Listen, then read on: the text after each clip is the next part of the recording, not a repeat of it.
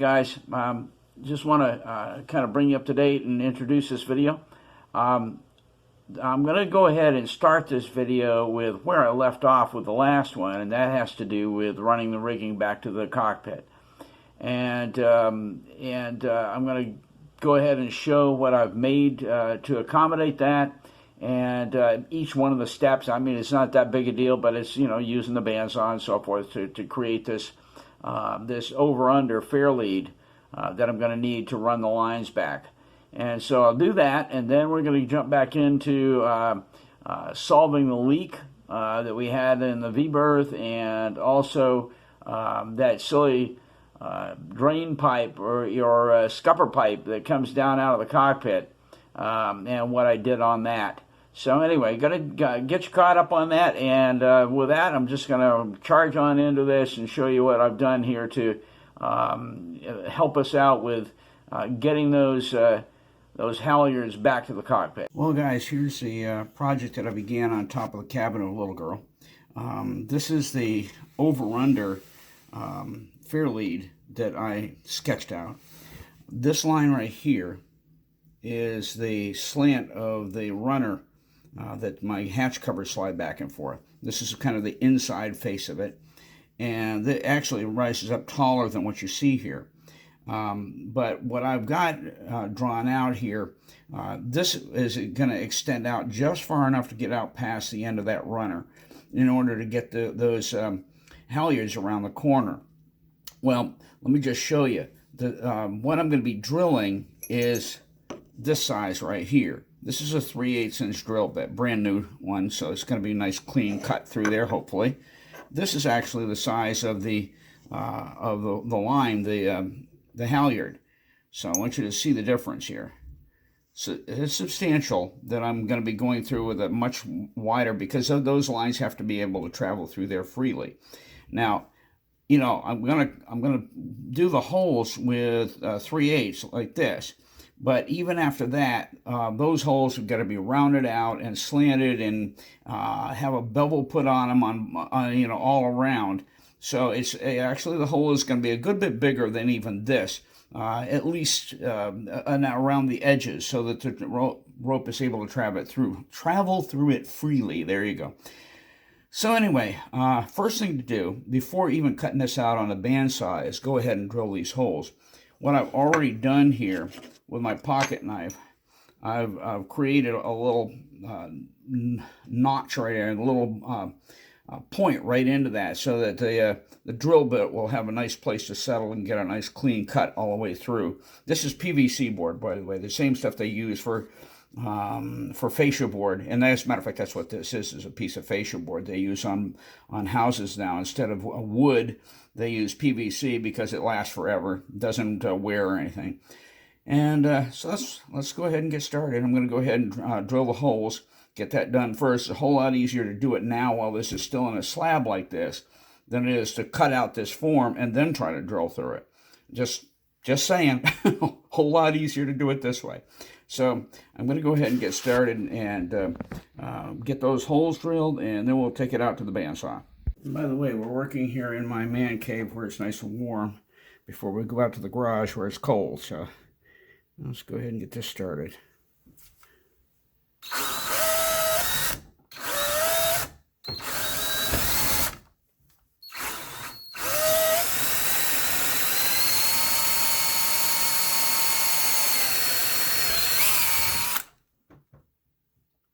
That came a little bit further in than I wanted to.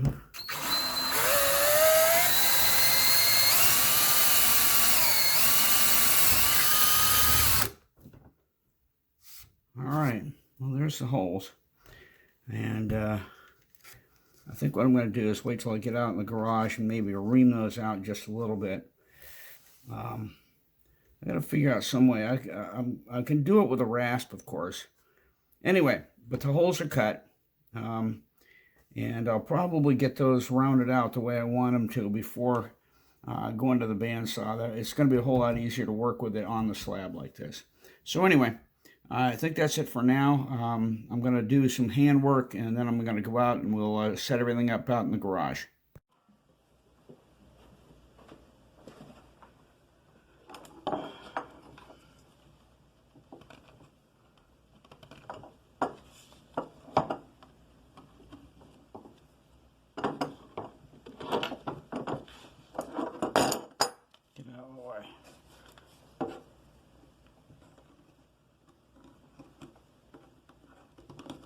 What I'm doing is just using my pocket knife, which is good and sharp, to just go ahead and put a nice little bevel on these edges. And they're going to be a little bit gougy looking right now, but by the time I get done with some sandpaper and steel wool, this will come out very nicely. I was looking for my 1/2-inch drill bit and I couldn't find it. And anyway,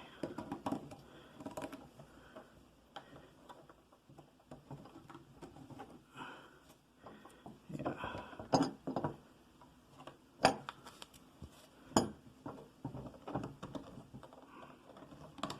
I'll do the same thing on the other side.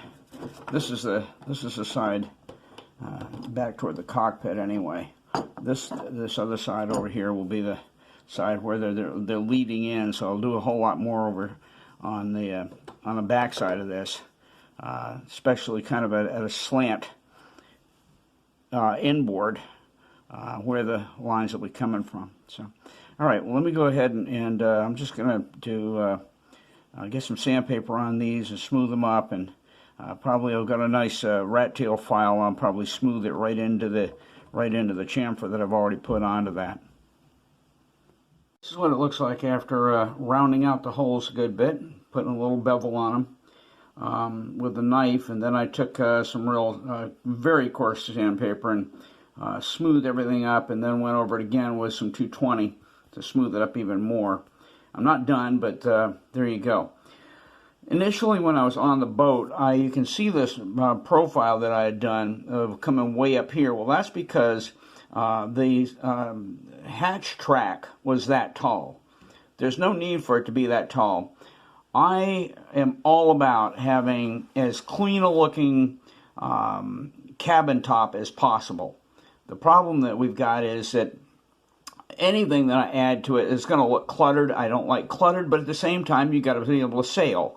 And so that's why we're moving the double block out to the starboard side of the mast instead of behind it. And if we're going to do this and run those halyards down and back to the cockpit, it's got to go through this. This is the only thing that's going to get it around the end of that hatch track. Well, the first thing I'm going to do is go ahead and cut this off so I can work with it. I mean, this is a long piece. I'm just going to go ahead and cut this off, and that way everything gets easy to work with, much smaller dimensions, and everything can kind of cycle around the corners and everything. So let me go ahead and get that cut.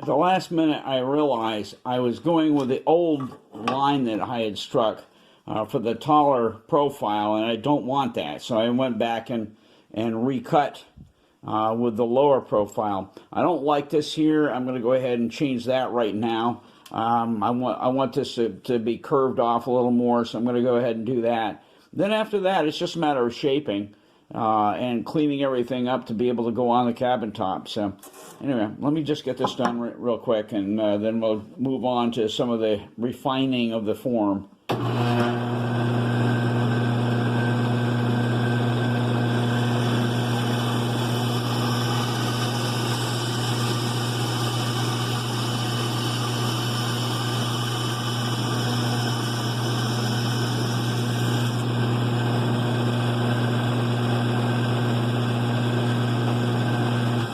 That's good enough. I'm going to go ahead and I'll be able to shape that out a little better when I want this a little more rounded, but I'll do that with some sandpaper and sand block and so forth. So, and all this is going to get smoothed off very nicely. And then I've got to drill the holes. You see the two lines here I've got for the holes that I'm going to be putting in on the top of this. And I've got to countersink those initially with a bigger drill bit. I may do it with a chisel. I don't like the idea. This stuff is pretty, it's not soft, but it's easy for that a drill bit to grab into it and chew out way more than you want to chew it out very quickly. And so I may go ahead and do that. But anyway, all right, there it is. That's the basic form of my over-under fair lead to go aboard Little Girl. So there it is. One more thing on this before I go ahead and start shaping. If you ever use a bandsaw, and look, any of you guys who watch this, if you use bandsaws, you know this, okay? It is just be super, super careful. A bandsaw like this, and this has got a very fine 1/8 inch blade, extremely sharp. Any of these could take off a finger in a half a second. I mean, just so easily. And so anytime you're working with your, and cutting anything out, make sure your hands are completely away, your work is completely away, and just get your hands off the table, shut it off, and only when this thing is absolutely dead still, your lights out, only then do you go back and, start looking at stuff and, not having to worry about this thing running, because like I said, that'll take your finger off in about a half a second. So, all right, that's enough on that. It's all done. Ready to go aboard Little Girl, up on the cabin top. Holes are all nicely smoothed out.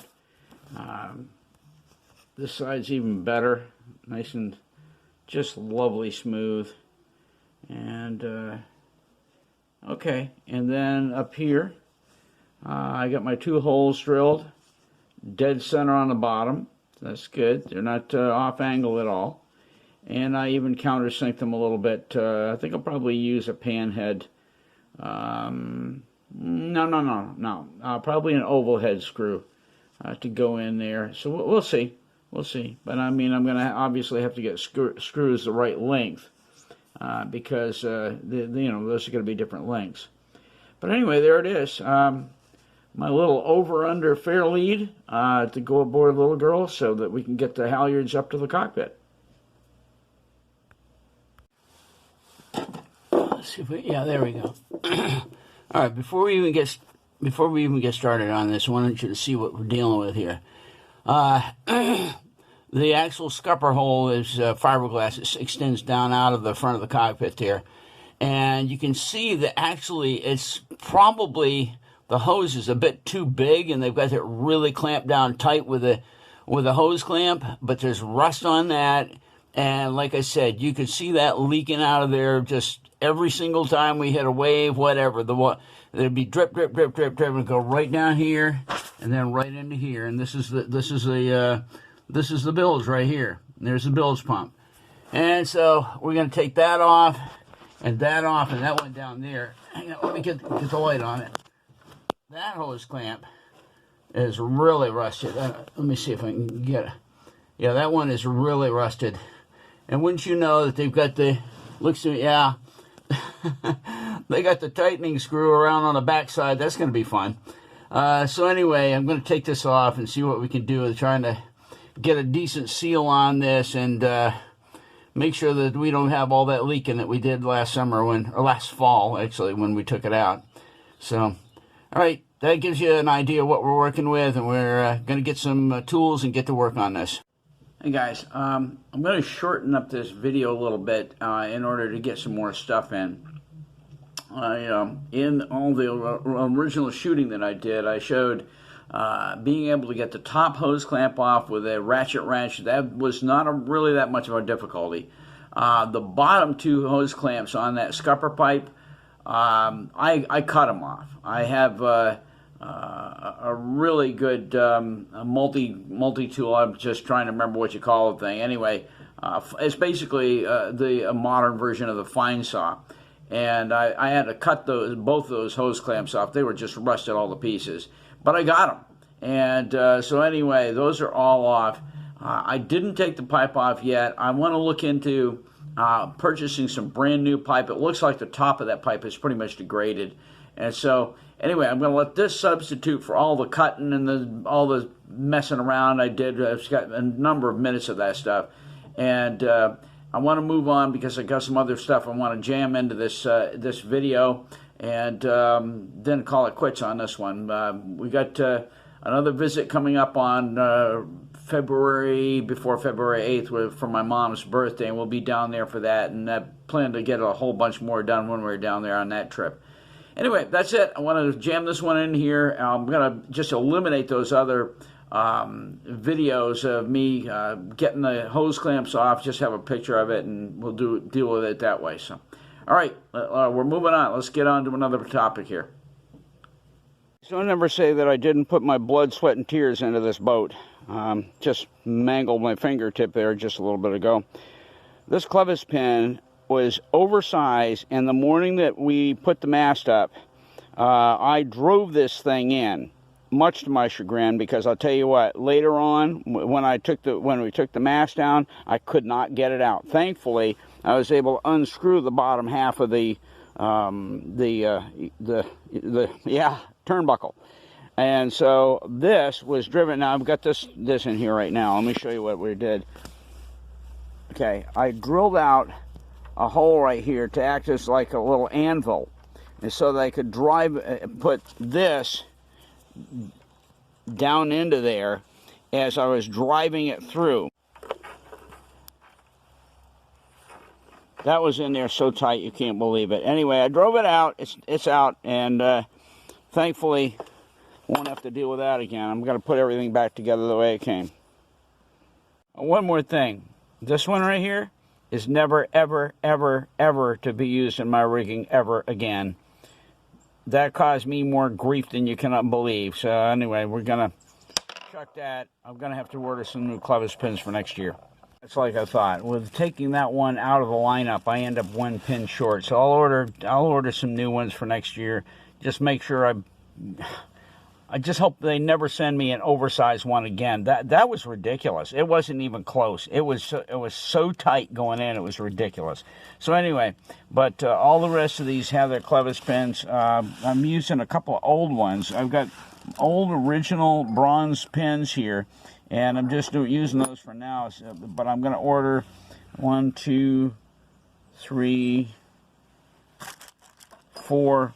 At least 4 new clevis pins. I'll probably order a half dozen clevis pins. Hopefully the right size this time. And also some clevis rings. I really love these things. They're so much easier to get on and off, and just nice. So, okay, we're done with this. Everything's categorized. I'm going to pull all the pins, put them in a little baggie here, and get these turnbuckles ready to service for next year. All right. So, probably one of the best things we got accomplished is finally got this faucet fixed. And just a word to the wise, I mean, if you were tearing apart an old unit and doing a tune-up on it like that, go with the original design of it. I went ahead and tried to use that diaphragm. No, I mean, once I went back to the original ball bearing, kind of a, 3/8 half-inch ball bearing down the bottom of that, bingo. I mean, that faucet just works like a charm now. I'm just ecstatic. It's, like I said, that's a project that's been waiting a long time. So, got that done. Got the leak located, we think. Pretty much, I found no other place out there where there's a possibility of leak except for that underneath that scupper on the tow rail, where there's an open screw, and we had a problem with that in 2 other places. And I caulked the screws, and it stopped the leak. So let's hope that that's what it's going to be. I'm going to have to wait till spring to get that caulking on. Also, I got that, finally got that pin out of my rigging. That was being such a pain. I finally drove it out. I kind of tore up my finger doing it, but I mean, at least we got it. And I've since taken count, and I'm pretty much there and having all the clevis pins I need for this coming year. I'm going to order probably a half dozen new ones, and this time I'm ordering 5/16, not 3/8. I'm convinced that I had gotten 5/16 before, and they accidentally got a 3/8 into it, and man, it just about, I was afraid it was going to break my rigging, and we got it out. Done deal. That was one of the biggies I wanted to get accomplished on this trip. Also made some headway on the silly scupper pipe or whatever, drain pipe in the front of the cockpit. Well, actually it's where the lanyard goes down through. And even now I'm going to get out my multi-tool and see if I can't saw those things off, those bottom 2, clamps, hose clamps. And if I can get that done before I leave, I'm not even going to bother to take the rest of it off and just get it done, you know. Anyway, guys, and the rest of this trip has really been all about some family and trying to get Dad's Jeep up and running. We got a buyer, and a definite buyer, and an agreement's already been had, but we got to get the engine running again. It's kind of been off the road for 8 months, and Dad's mechanic is coming over this morning to take a look at it and see if we can't get that thing going. So, guys, been a great trip. Thank you for stopping by Restoring Little Girl, and we'll catch you on the next time around. I'm just glad to get this one done. And keep in mind here that even though this is being a wrap-up here, I got myself set up for another project when I get home, and that's the rigging up on the top of the cabin here. I've got a marked out an over-under fairlead that I'm going to try to actually manufacture when I get back there, and I can throw it on my bandsaw and do the cutout and the refining and everything like that. So, you know, the process goes on. We are still restoring Little Girl, but looking forward to next summer when we ship back to sailing Little Girl. So, hey guys, thanks for stopping by. We'll catch you on the next time around.